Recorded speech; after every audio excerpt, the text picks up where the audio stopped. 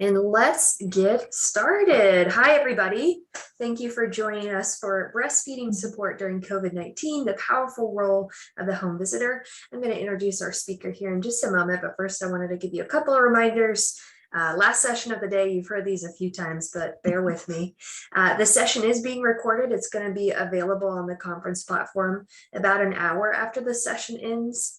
So you can review other sessions or review this session as well that way. We do want to hear from you, so feel free to ask questions or comment in the chat box on the conference platform. We do recommend using the conference platform chat feature because that chat will be recorded with the session. So for those folks who don't attend live, they can catch up on the chat. Brenda also wanted me to let you know that she's dropped a ton of information and resources in the files tab where the chat is on the conference platform. You see there's the chat button, there's polls, and then the third tab over is files. And she's put a ton of information and resources for you to be able to download there. So make sure you check that out. Also, please make sure you keep yourself muted unless Brenda asks otherwise. I think there's a time where she's going to ask for some feedback, either in the chat or unmuting yourself. So just keep that in mind. And I'm really excited to introduce Brenda Bandy today. She serves as the co-executive director of the Kansas Breastfeeding Coalition Incorporated, or the KBC. She oversees the KBC's programs, working across sectors to build, support, and remove barriers for breastfeeding families. She's a frequent speaker on a variety of topics, demonstrating how individuals and organizations have a role to play in making breastfeeding easier. She definitely has a passion for bringing people together to remove barriers to breastfeeding and serves on many committees and coalitions across the U.S. Brenda is an international board certified lactation consultant and a former La Leche League volunteer. With that, I'd like to welcome Brenda Bandy. Thank you so much for sharing with us today, and I'm going to turn it over to you. Fantastic. Thank you so much. It is exciting to once again be a part of the Home Visitor Conference. I have a special spot in my heart for home visitors. I know that the sitting in a person's home, when we get back to being able to do that, is just really a privileged place to be. And I think that what the work that you do is powerful in and out of COVID. So I think that this is a fantastic conference, and it's a pleasure to be a part of this. So I have a lot of information that I want to cover. So I hope you're settled in, enjoying the last conference session of the day. So I want to get us started by just framing the importance of breastfeeding as an equity issue. It really is, and this is a quote from the former UNICEF executive director, that breastfeeding takes the infant out of poverty for those first few months. It's something that whether you are rich or poor, regardless of your environment and situation, breast milk is the same for all babies. And so it really is something that equalizes and gives all of our children the best start in life when possible. So breastfeeding really is the first food, and it is the first piece of equity that we can really elevate in a family's life. So what we have here, I just want to set the stage for what is the trend for breastfeeding in Kansas. If you've heard me speak before, you know I always like to get started with this, especially with this map. This is from our Kansas birth certificate data. And you can see by the colors on this, the counties, about breastfeeding initiation rates. So this is where they check the box on breastfeeding birth certificate. Did they ever breastfeed? So to me, these numbers are about the intention to breastfeed. It could be just one time that they breastfed in the hospital, or they could have gone on to breastfeed for quite some time. But this is the initiation rates. And you can see that they really vary. Those in the pink counties are the ones that are over the state average. The green are between 80 and 88%, which is the state average. And those few that are in white are below 80%. And you can see we have very few of those. But to me, what I really want to emphasize is that all families in Kansas, regardless of what county they're in, what situation they're in, want the very best for their families. And what this reflects, I believe, is really about the choices that they have. And it reflects that some families have different choices than others. For some, breastfeeding is an easier choice than for others.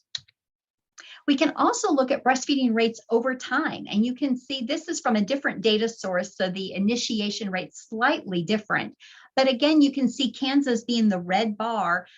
We start out again with almost 88% of families wanting to breastfeed, but that number declines over time. And as home visitors, you know that, right? You know that families want to breastfeed, but it's very difficult for most to sustain that. And we're going to talk at the end of our time together about what those barriers are that make it difficult to sustain breastfeeding. But I do want to start by celebrating. Hey, Kansas, we are above the national average in all indicators, and this is for the first time ever. So give yourself a pat on the back because you have been a part of this success. Home visitors have contributed to the fact that more families in Kansas are able to breastfeed than in the national average. But the Healthy People 2030 goals are literally a high bar. Check it out. We have to get to 54% of babies being exclusively breastfed at 6 months in order to meet the Healthy People 2030 goals. Now, I know that we're going to be able to do that because we're all in this together, but you can see we have some work to do to get from roughly a third of babies being exclusively breastfed at 6 months from 32% to 54%. So that is quite a bit of work. Not as big of a heavy lift for the breastfeeding at a year of age, but still a little bit of work to be done there. So I think that you'll agree that the work cut out for us now is not necessarily about convincing families to breastfeed. They got that. Families want to breastfeed. They all understand the importance of it. You understand the importance of it. So we're not going to go into that. What we're going to talk about is how to help them to continue doing this healthy behavior and remove the barriers that are in front of them. And we're going to look at it from two different perspectives, the individual, simply how to breastfeed, and also from the systems and the environment that the family breastfeeds in. Okay. I can want to continue our celebration by sharing with you that we are ranked 9th in the country with those exclusive breastfeeding babies through 6 months. Even though it's only a third of our babies, we're still ranked 9th. So we're not alone in this particular barrier, but we are doing well compared to the rest of the nation. And we know if we did better with breastfeeding rates at 6 months, these are some of the numbers that are specific to Kansas. In Kansas, we would save 22 maternal lives.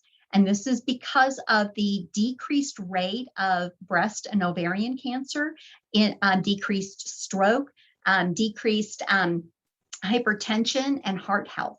So these are all of the conditions that are decreased for the mom if she breastfeeds. So we could save lives and reduce those incidences by increasing breastfeeding. For the baby, you all already know that it's healthier for the baby, but we could save 7 infant deaths by increasing our breastfeeding rates in Kansas. And 5 of those 7 infant deaths would be from reducing SIDS alone. So I know there's another session Christy's doing on infant safe sleep, and these things go hand in hand. Breastfeeding is the 3rd most effective evidence-based strategy for reducing SIDS. So something to think about, that these things go together. And because we have healthier moms and babies, we would save $26 million a year in Kansas just in medical costs alone. That doesn't count the time that parents have to take off of work because their child is sick, the time that the child might be out of childcare because the child is sick, so forth and so on. This is just medical costs. So these are, I think, compelling reasons for increasing our breastfeeding rates, of course. And I have good news to share with you that Kansas is also ranked 8th in the nation for the number of babies that are born in hospitals that are designated as baby-friendly hospitals. Some of you may be familiar with that term. It is a special designation given to hospitals that have implemented 10 maternity care practices that support breastfeeding. It is a difficult designation to get. It takes on average 2 to 3 years for a hospital to meet all 10 criteria. And I'm happy to say that as of last, I believe it was Thursday, Hayes Medical Center became our 9th baby-friendly hospital in Kansas. And now 60% of all babies born in Kansas are born in a hospital with this designation. So that means our hospitals are doing a great job of getting the mom and baby out the door, still breastfeeding, and probably breastfeeding exclusively. But now it's the community's job, home visitors like yourselves, to help families continue breastfeeding after they walk out the door of these baby-friendly hospitals and other hospitals as well. So as I mentioned earlier, breastfeeding choices are not the same for all families. And we know that there are racial and ethnic disparities and inequities in breastfeeding rates. And these are the numbers here in Kansas. And it also reflects national numbers as well. The national trends are very much the same. Black and Indigenous families, our breastfeeding initiation rates are lower than the state average. It's not because, as I said, that they don't want to breastfeed. It's because they have unique barriers, and because of the historical trauma that these families are still a part of and are having to deal with. And so it's in spite of, despite these historical trauma, that these families are breastfeeding. And I know I've attended several sessions at this conference that have talked a lot about race and ethnic disparities. And I think this is a really important part of our work. I know that KBC, this is central to the work that we're doing.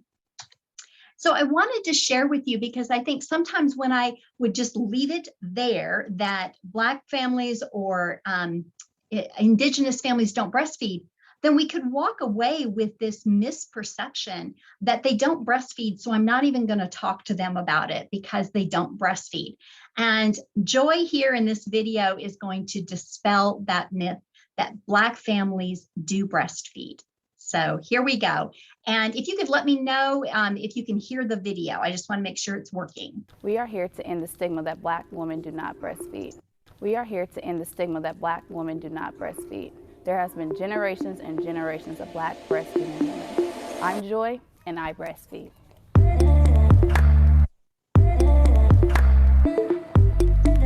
I'm Antoinette, I breastfeed, and these are my legacies. I breastfed. These are my legacies.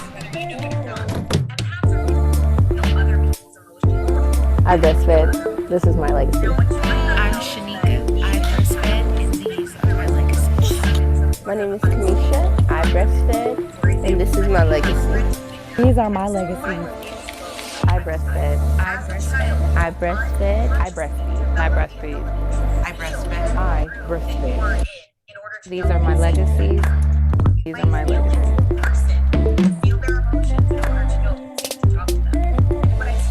These are my legacies.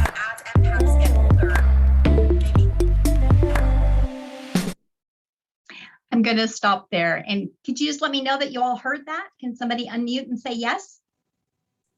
We heard it. Sounded great. Awesome.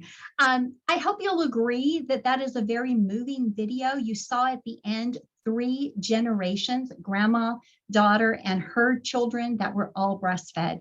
So Black families do in fact breastfeed, and these are families in Wichita. That was produced by the Wichita Black Breastfeeding Coalition. They are doing amazing work. Check them out on Facebook. They have this program, Latched Legacy, that is promoting this. So if you would like to support them, like I said, check them out on Facebook. So this is not an organization that is somewhere else in our country. It is here in Kansas, in Wichita. And there are similar groups in Topeka and in the KC metro area as well. And so we're proud to be able to support their work. And I just wanted to share that really powerful video with you as well. So KDHE put together this infographic last August, actually during Black Breastfeeding Awareness Month, about what are some of the things that we can do specifically to address these inequities in breastfeeding rates. So you'll see here in front of us a lot of different ideas. Some of these you probably have already thought of, such as involving grandparents and fathers. We know that's an important part of the solution for not only Black and Indigenous families, but all families. But we also believe that it is important that lactation support providers, whether they be peers or clinical, look and come from the communities of the families that are experiencing the greatest disparities, so that there's culturally congruent care. And that's something that not only do we believe in, but the KBC has been investing in, thanks to our support from KDHE and the Kansas Health Foundation as well. So we're investing in scholarships so that Black and Indigenous and Latina women can become lactation support providers, clear through becoming clinical providers as well. So we are excited about that pathway. But I think that for home visitors, what you can see here is that having a convenient locations, meeting people where they're at, which is what you do already, I think is really important work.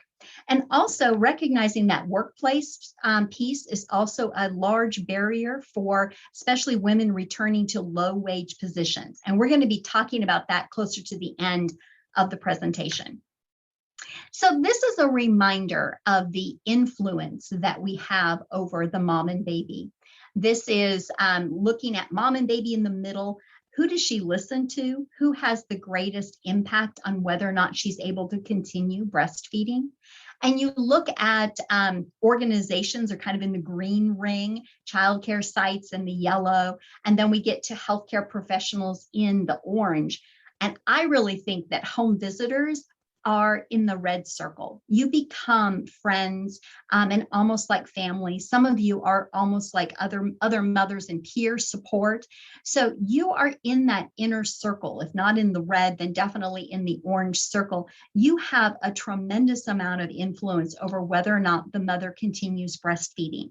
So how you talk about it, the simple phrases that you use and your attitudes about breastfeeding really go a long ways in helping the mom to believe in herself as well.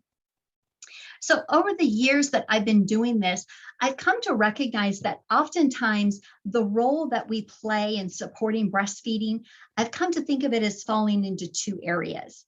Oftentimes we are a cheerleader for the mom and we can say, you're doing a great job. Look at how well your baby is growing. Look at how fat your baby is. Things are going so well. And so we're a cheerleader, right? We're encouraging her to continue breastfeeding and pointing out to her what's going well. And that's great as long as breastfeeding's going well, right? But what a mom doesn't want to have is a cheerleader when things are going wrong, when she has painful breastfeeding, when she's worried about her baby gaining weight, then it's difficult for her to hear, oh, you're doing a great job, when she's really she's in pain, right? Or she's worried about her baby.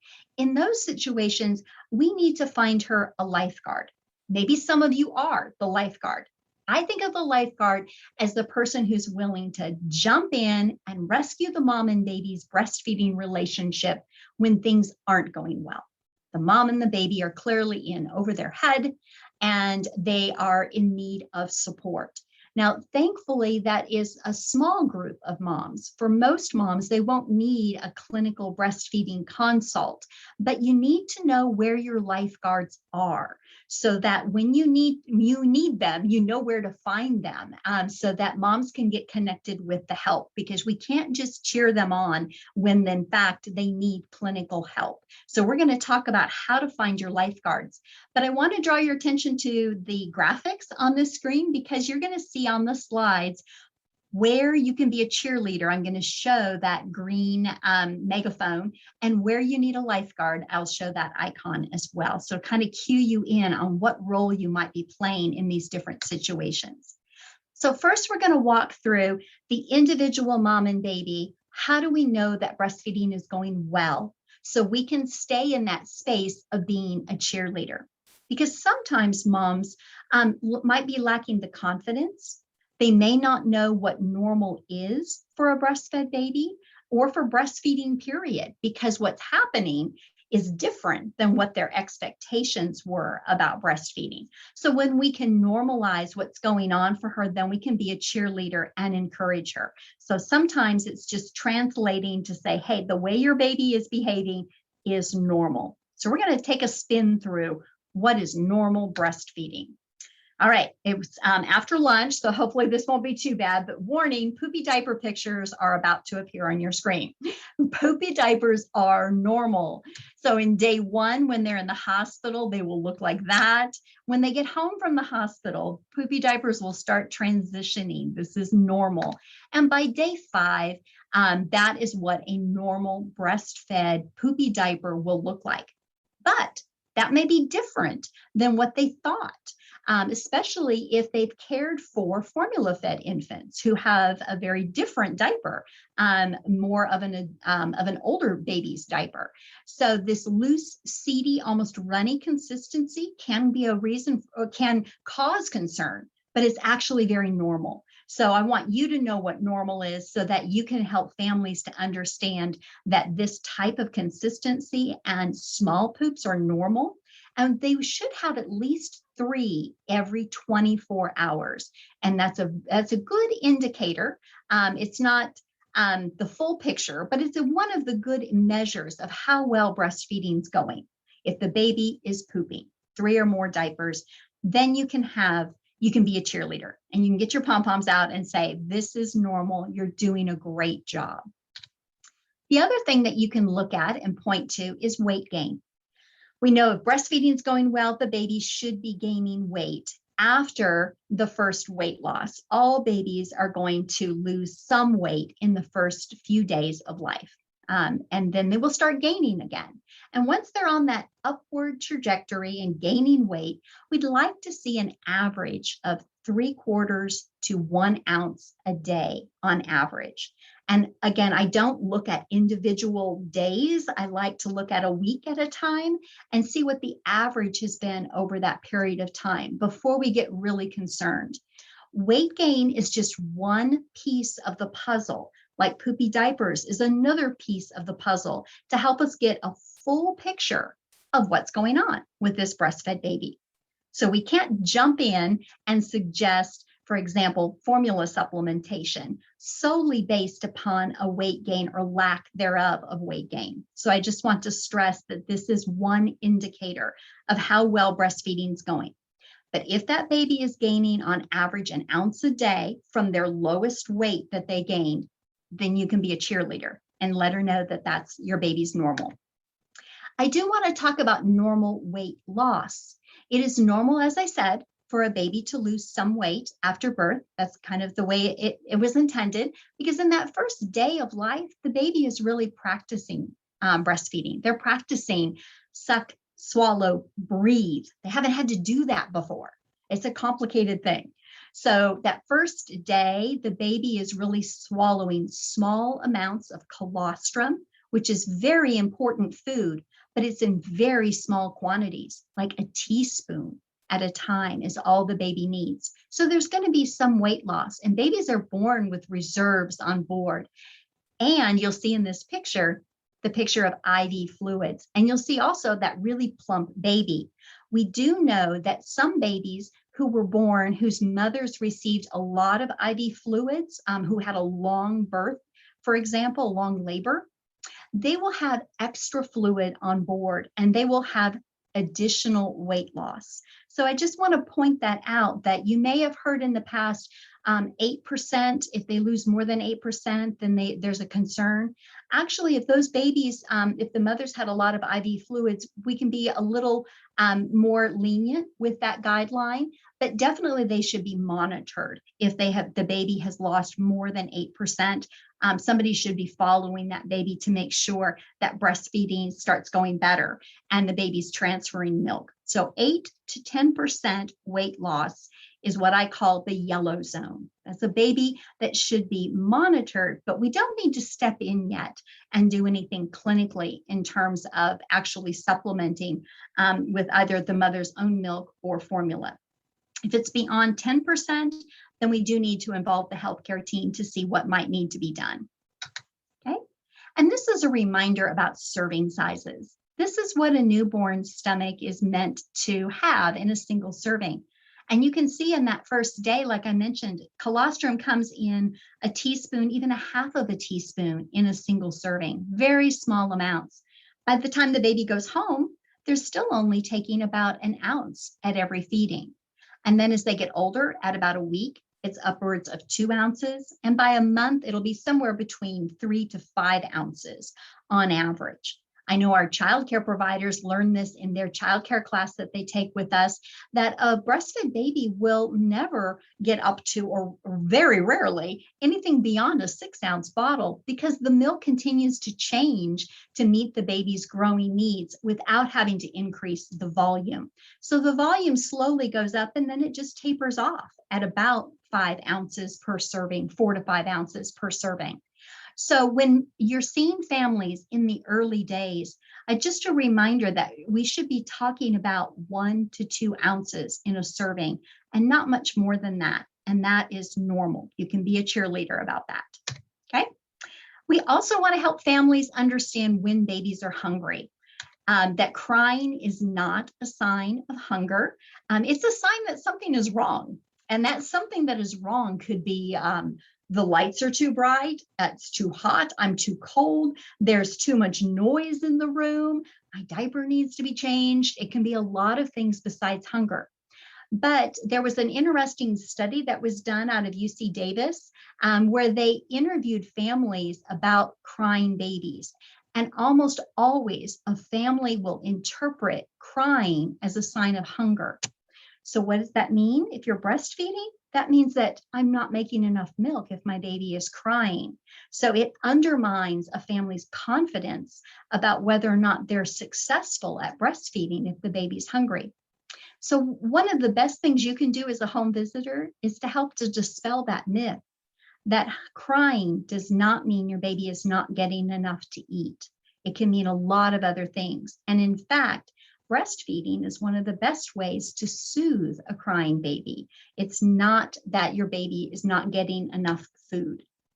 So we can walk them through these early hunger cues. And if you've been around babies, you instinctively know that the baby on that top row is beginning to get hungry just by squirming around and opening their mouth. And the baby on the second row, the bottom row, when they start putting their hands in their mouth, that's a surefire sign that a baby's hungry. And if you don't do something soon, then they're going to start crying. This is a perfect time to encourage the mom to offer breastfeeding before the baby escalates to crying, because then it's really difficult for the baby to organize and focus on breastfeeding when they've got themselves worked up. So I think this is something that if you've been doing this work for a while, you kind of instinctively know.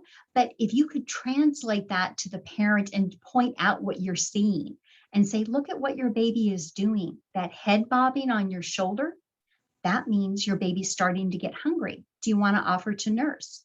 And of course, making it perfectly fine for the mom to nurse during a home visit is always the best course of action, right? And this is a full baby. So many times families will ask, well, how do I know if I need to offer the other side? Or how do I know if the baby's got enough to eat? And I say, look at the whole baby, not just the fact that they're sleeping, because sometimes they doze during a feeding. And if they're not completely full, their fists will still be tight and their elbows will still be tense and they'll be dozing. But when their hands are floppy, like you see in this picture, and a relaxed hand, that's a full baby. So I know that some of you might have heard Libby Rosen speak about this. She's done a lot of trainings that the arms of a baby are like a fuel gauge. And this means that I'm on empty. And as the arms start to go down, then that means the fuel gauge is getting fuller and fuller and fuller. And straight floppy arms is thank you so much. I have had enough. And I'm done. So looking at the whole baby's body can help us to know whether or not the baby is dozing in a feeding or completely done. And probably there are two problems that families, if they're going to have difficulty with breastfeeding, there are two. And we only have time to talk about one in the course of our 45 minutes. And one is a painful latch. That's that they're in pain when the baby breastfeeds. The second is, I don't think I have enough milk. If you want to know about the second one, then you're going to have to join us either during our conference or one of our other classes to dive into that. But I did want to show you some tips for how to help the baby to latch on more comfortably so that the mother's not in pain. So here we go in slow motion, nose to nipple. That's my favorite phrase. Even if you're talking on the phone to a mom, just say, have you started with your nose with your nipple pointed up towards the baby's nose? And then look what happens. The baby opens wide and that nipple is still pointed up towards the roof of the mouth. It's not pointed in the back of the baby's throat. This is really important to get a comfortable latch. Look how the lower lip and the chin are deep into the breast, and the baby is going to have most of the areola, the brown part of the nipple, in its mouth before the nipple comes in. And then this is the finished product. Now, if you didn't know how the baby got onto the breast and you just happened to look over the mother's shoulder and said, oh, that looks like a good latch, you might or you might not be able to determine that. My favorite question, having not seen the baby latched on, is to ask the mother, how does that feel? How does that feel? Because that's all that matters. If it is comfortable and she's not in pain, that's a good latch. It doesn't matter what it looks like. If it looks like this and she's like, oh my goodness, I can't breathe, it's so painful, then it's not a good latch. So always look at the mother and ask her how it feels. And that's the best indication of latch. But typically a baby's chin is deep in the breast and its nose is barely touching the breast. And you might even see some of the areola over the top. So this is latch in slow motion. And here is a short video that I want to show you because it involves a home visitor. Here we go. Although she began breastfeeding baby Rufus as soon as she could, Teresa needs reassurance. She has asked Nikki, a breastfeeding peer supporter, to come and make sure Rufus is feeding properly. Rufus. I can observe a little feed maybe later. Do you think would he be ready to feed now? Or? He might be.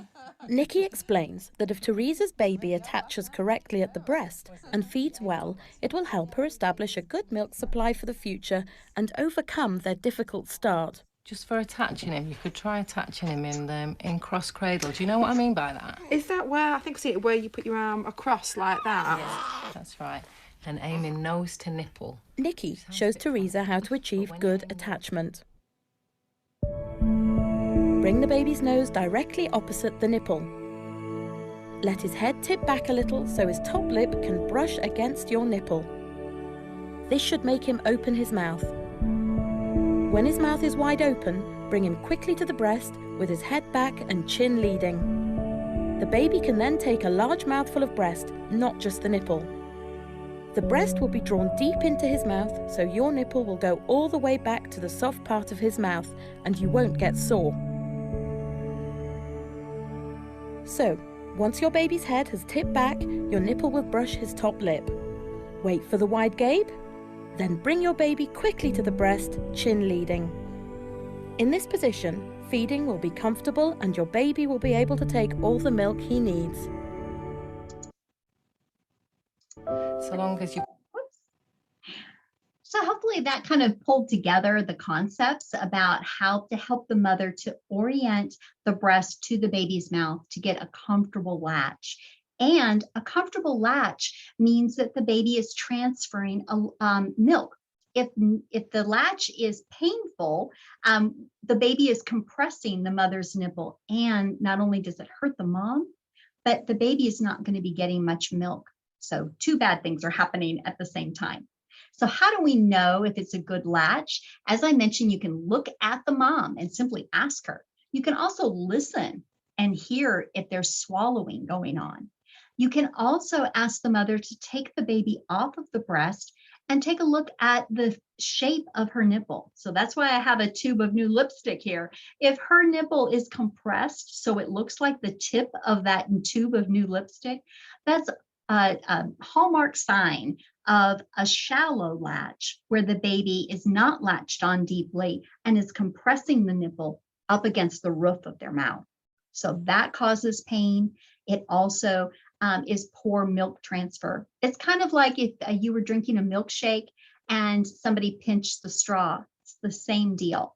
So you're not going to get much of your milkshake through a pinched straw, and a baby doesn't get much milk through a compressed nipple either. So these are some things that you can look at to guide the mom and help her understand if things are going well. So let's just review for the individual mom and baby before we move into some of the systems. How do we know if we can be a cheerleader? Well, ask the mom, how does it feel? If she's in comfort, then we can be a cheerleader. If her nipples are not damaged, we can be a cheerleader. If after day 3, the baby's having 3 poopy diapers, you can hear swallowing, and the baby is gaining about an ounce a day, those are all signs that breastfeeding is going well. Even if the baby is fussy, even if the baby is crying, breastfeeding is going well. Now, here are some times where you need to find that lifeguard that we talked about. Fewer than 3 poopy diapers in a day. Poopy diapers that are still that dark brown meconium after 5 days, which means the baby hasn't got enough milk yet to transfer the meconium. If the baby is lethargic, very difficult to rouse and very sleepy, that's a red flag. If the baby has gained less than 3/4 of an ounce a day in the first few months of life, and if the mom is still in pain with every nursing, you need to find your lifeguard. And we're going to talk in a moment about how to find your community's lifeguards. So first, though, we're going to talk about some of the barriers to breastfeeding in our communities that are beyond latch and positioning, that are beyond how to help a mom increase her milk supply. Everything is going well, but sometimes families run up against a brick wall. And we want to help find some doors in those brick walls to help families continue breastfeeding beyond these technical individual pieces. We want to talk now about changing systems and environments to make breastfeeding easier. So this is where you can drop into the chat. What are some of the barriers that families in your communities experience for continuing to breastfeed? You're on the front line. You hear from families why they are stopping breastfeeding or starting formula supplementation. What are some of the common things you hear? And I'm not able to see the chat box, so I'm going to rely on someone to read to me what people are entering. Okay, I'm keeping an eye here. Folks are thinking and typing. We'll see what they say. All right. I have a few guesses, but we'll see. Someone said mothers want to work, going back to work. Yes. Well, let's go there. I have a couple of ideas before that, and we are going to spend some time on that returning to work, because you're exactly right. Returning to work is probably the top barrier to continuing to breastfeed. So we want to make sure that you have the latest information so you can best counsel your families how to navigate that barrier. I do want to touch first, though, on breastfeeding in public, because this comes up sometimes that mothers are not comfortable breastfeeding in public. So here are some tips, and also to let you know that breastfeeding is the law. Public breastfeeding is protected in all states, including Kansas. And just some funny cartoons to remind you about covering up. We do still get some establishments that are asking mothers to cover up when breastfeeding. That should be an option, but not a requirement. Not all families will be comfortable with that. Not all babies are comfortable being covered up while breastfeeding.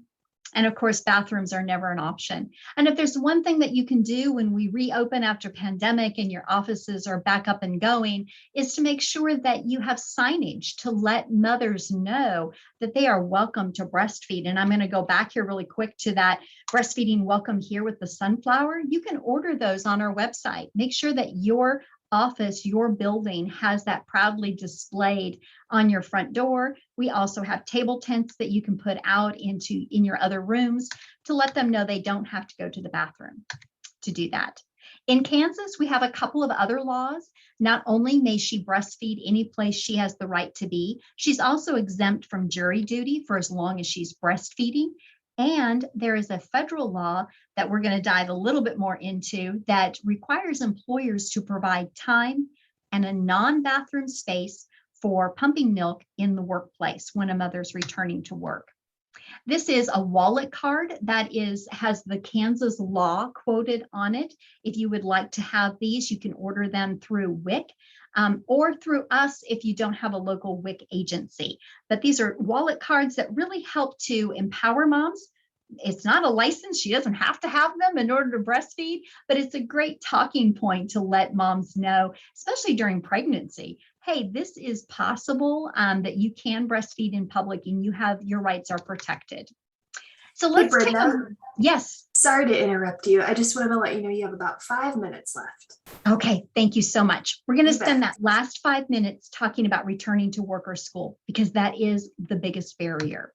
The federal law, as I already said, is protective for our hourly workers, and the break time could be unpaid after they use their normal break time. So if somebody tells you their employer is requiring them to clock out after their normal break time, that is within the scope of the law. They should not be told to go to a bathroom or any place where there is a toilet space, including locker rooms. And this, probably the biggest misunderstanding, is that all employers have to comply with this, even if they have very few employees, unless they can prove undue hardship. And I can tell you nationally, there have only been 6 cases of exemptions granted for small employers due to hardship. So, and none in Kansas. So all employers are expected to provide these accommodations. And if you have an employer who's having a particularly difficult time, you can put them in touch with me, and I am happy to help them to come up with a creative solution for time and space for their breastfeeding employees. We also have wallet cards, again, available through WIC and in Spanish from the KBC, that lets moms know what their rights are in the workplace. And these tips are I did put these slides in the files so that all the links are live and you can go back through them and click on the links. But these are some tips to share with families about how to increase their pumping while they are away, whether it's work or school. And then I'm going to click through free resources. So this is kind of an ad for, it's not even an ad because everything is free, but on our supply form, you can order door hangers that make any room a lactation room. You can order the feeding tips card that is a nice guide for milk storage and helps childcare providers or friends and family who are caring for the breastfed infant to know how to feed the breastfed baby. We also have these lovely, they look like luggage tags that have similar information about storage guidelines and a packing list. Did you put in your breast pump today the following key things? And then the QR code that takes them to our pumping tips page. And we have 911 cards. This is the place where you find your lifeguards. I've been telling you all along, I'm going to tell you how to find your lifeguards. The 911 cards take you to this page. It takes you to our local resource directory. You drop in your zip code or the city name, and the Google map is populated with the little red bubbles, and those are your breastfeeding lifeguards. They could be in your hospital. They could be in your WIC office. They might be a private practice lactation consultant. We keep a really robust list. And if it's not up to date, please let me know, because we pride ourselves on up-to-date information. But this is a directory to all of the breastfeeding resources that we're aware of. And they are, you can zoom in or out and travel as far as the mom or the family would like in order to get breastfeeding support. These are your lifeguards. And I also wanted to mention, if you would like to direct families to online prenatal education, we have a page where we have been gathering all of the available online classes for parents. We know that's a challenge right now in COVID. A lot of hospitals have stopped doing online breastfeeding classes or prenatal education. So these are all available online. We have online staff education, including our Breastfeeding 101 and 201 classes. The next round is coming up in December, and our conference, which is coming up in 2 weeks. So you'll have that information. And many of you are in communities with local breastfeeding coalitions. I encourage you to reach out to them. There's a directory that you can go to that has the name of an individual and their email, and you can find out when and where they are meeting. Most of them are meeting virtually. And for COVID, I just wanted to let you know that while COVID has not been detected in breast milk, families are still encouraged to breastfeed, even if they do have COVID. And right now, we really want to get the message out that breastfeeding parents are eligible for a vaccination. And antibodies have been detected in breast milk to help protect the baby once a mother has become vaccinated. So this is the basic evidence that we have that breastfeeding is protecting not only, or the vaccinations protecting not only the mother, but her breastfed infant. So please, please help get this message out that breastfeeding mothers can be vaccinated, should be vaccinated, and they're protecting their baby as well. In the workplace, we need to add precautions with additional air filtration because of COVID and additional cleaning guidelines as well. And working remotely, families can turn off their cameras. And if you have any questions about that, please reach out to me. But there have been court cases that have established that workers have the right to turn their cameras off for the purpose of expressing milk, breastfeeding directly, or pumping. And we have a webpage on all of this information as well. Key takeaways: ask families, what have you heard about breastfeeding? Educate yourself and your staff about breastfeeding basics. Get those breastfeeding materials in the hands of parents, and find your local lifeguards. Know where they are and how to refer them. And there's my contact information. Whew, I didn't save enough time for questions. Were there any? I didn't see any come through the chat, but if anybody has questions, you can drop them in the platform chat, and we'll make sure that Brenda gets those, so that way she can get answers to you, since we're running a little bit over on this session. You did a great job, Brenda. Thank you so much for your time today. We really appreciate you. Thank you for having me. I appreciate your time. Thanks, everybody. Thank you. All right, we're headed over to our closing keynote session. It starts at 4, so you got a little bit of time to stretch your legs, use your restroom, get a drink, and we'll see you back at 4 o'clock for the closing keynote. Thanks, everybody. Thanks. Bye-bye.